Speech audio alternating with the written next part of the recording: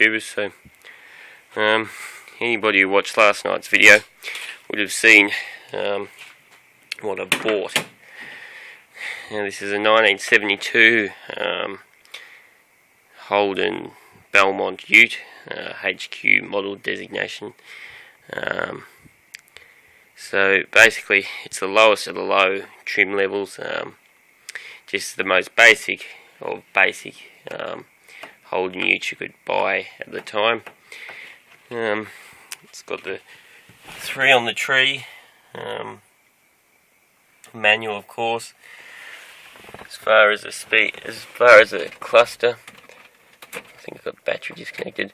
There's a speedometer, there's a fuel gauge, and that's literally it.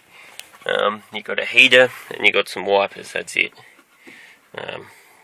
You do have a choke knob and a vent knob, but apart from that, really, that's it. Honestly, the interior is in pretty good, honest shape. I mean, it's a bit of a rip in the bench seat, but I might be able to get some of that repaired. Not that one there, but I mean, really, it's in usable condition. Otherwise, the carpet's obviously not original. That just needs a screw in it to hold it up. Glove box. Under the bonnet, it's still got the original 202 red motor, so that's 202 cubic inch, 3.3 litre, which you can't see jack shit of. You can see a little bit more now. Original single barrel Stromberg carburetor, which we can give you a look at. It's just a bigger carburetor on the right lawnmower basically. And under here, apart from that, it's got a washer bottle. It has got vacuum assisted brakes.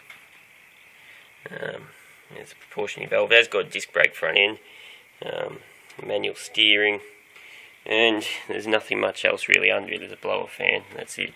There's your wiper motor, that's literally all that's under the bonnet. And there's probably about 3 or 4 wires. An ignition wire, a couple of temperature gauges, not much,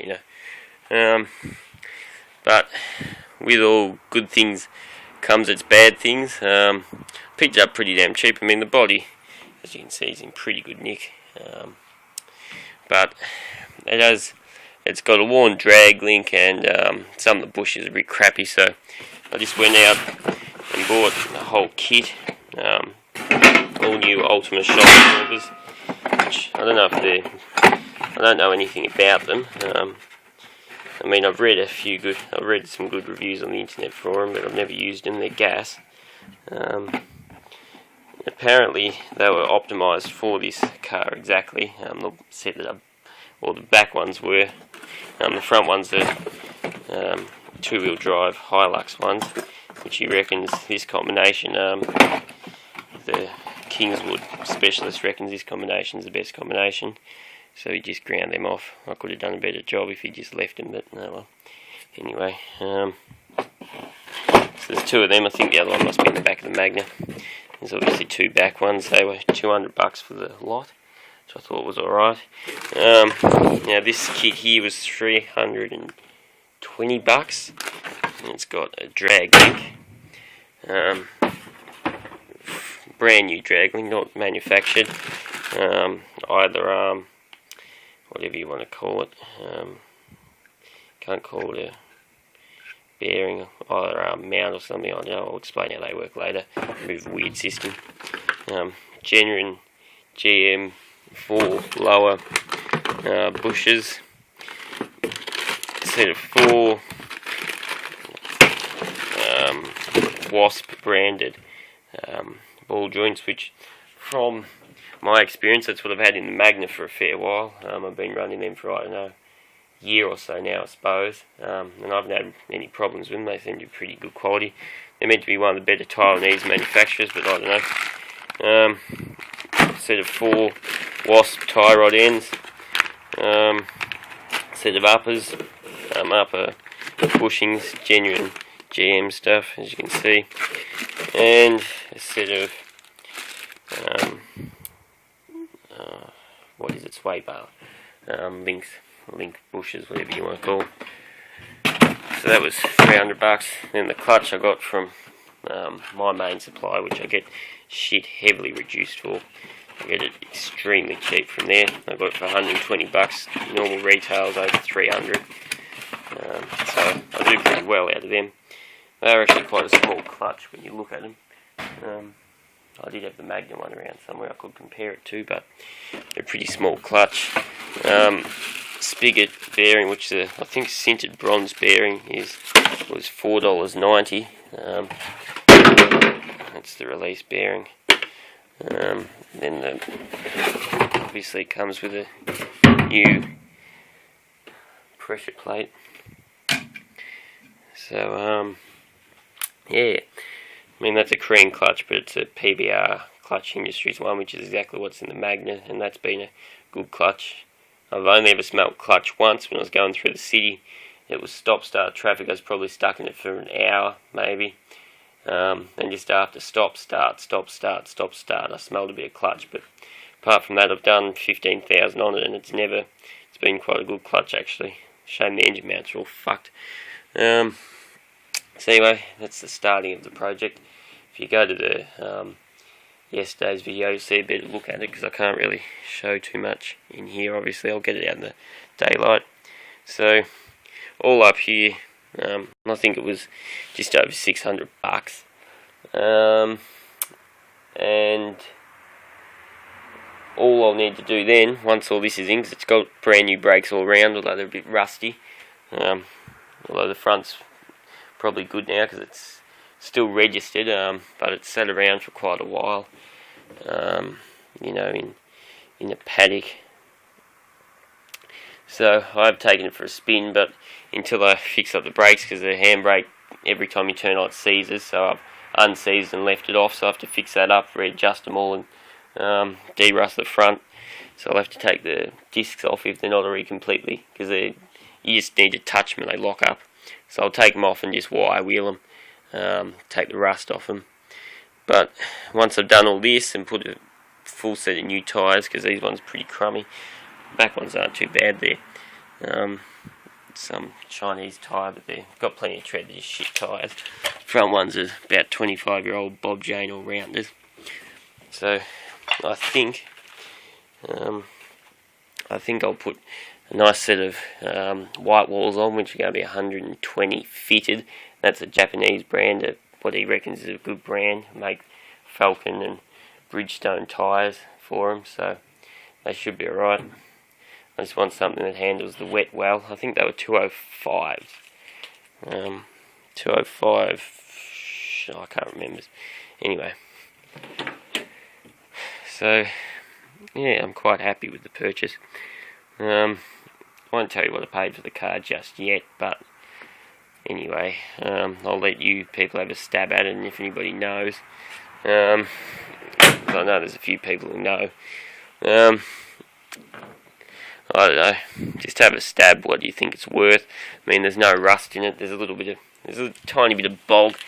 Not in this door. This door's completely bog free. As you can see, there's a bit of. It's not the straightest, but otherwise there's no bog up in the normal areas.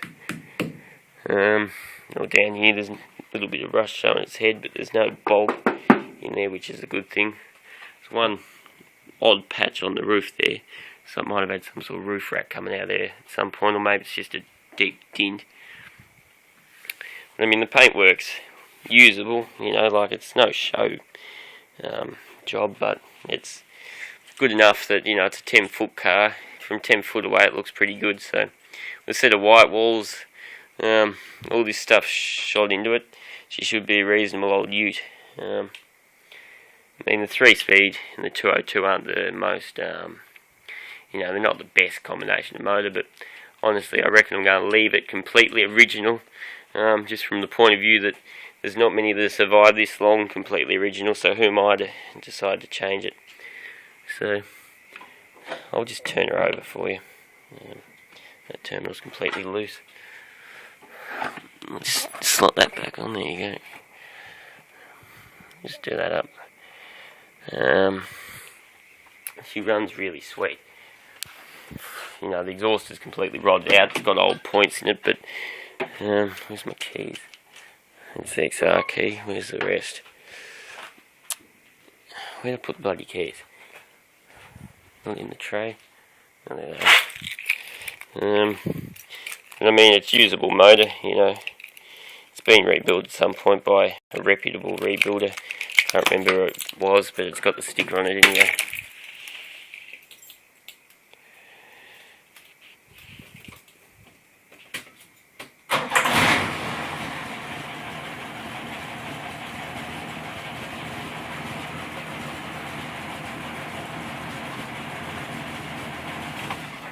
Won't rev it because people are sleeping. It's got no exhaust left. Need to fix the key. The lathe will be working overtime doing all new bushes for the clutch and gear linkages, but apart from that, she'll be all good. I should have it on the road for well under $5,000 registered. I mean, it hasn't run our registration yet, but it's very close. Registered, roadworthy, insured. Should be on the road for well under $5,000. So you go and buy a Hilux. You know, you could buy a '95 Hilux. That's, you know, to put that on the road, you'd spend that easily. I mean, this thing's got a bit of classic appeal. There's not a lot of them banging around anymore, so, you know, especially in this sort of condition. I mean, there's a bit of something's been going on around here. I'd say just from where people have been putting, you know, it's been a work ute. It's had all the ladders and stuff put on, so it'll probably need a bit of, at the worst, a bit of bog. I don't want to bog it, but it'll need it. So, but anyway, paint job comes much later. The Jaguar is still there. I just need to get my master cylinder kit because the one they sent me was fucked. And one of the seals looks like it had some brick or something sitting on it. By the look of it, it was crushed to fuck. So once they send me that and I get that in, that'll be ready to go on club plates. So anyway, there you go. The whole reason I bought it is because the condition it's in. I mean, there's just not a bit of rust in here, and that's the original. You know, there's no rust anywhere in it really. There's a tiny bit. That's the worst rust. That tiny bit there. So anyway, it's already a 12-minute video. Thanks for watching.